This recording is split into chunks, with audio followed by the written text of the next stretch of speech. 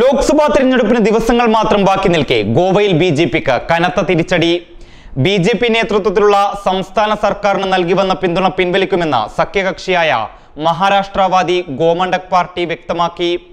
സംസ്ഥാനത്തെ 2 ലോക്സഭാ സീറ്റുകളിലും കോൺഗ്രസിനെ പിന്തുണയ്ക്കുമെന്നും MGP നേതാക്കൾ പറഞ്ഞു. ഏപ്രിൽ 23-നാണ് ഗോവയിൽ വോട്ടെടുപ്പ്.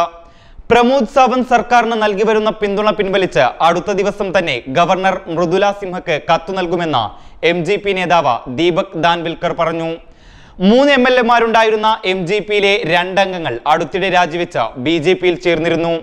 ഇതിനു പുറമെ ഗോവ ഫോർവേഡ് പാർട്ടിയുടെ 3 അംഗങ്ങളുടെയും 3 സ്വതന്ത്രരുടെയും പിന്തുണ BJPക്കുണ്ട്.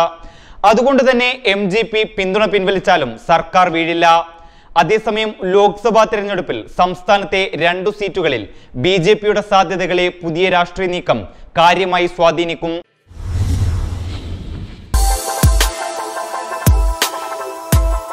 പാരമ്പര്യത്തിന്റെ പുതിയ രൂപം city gold, golden diamond, the glow of purity.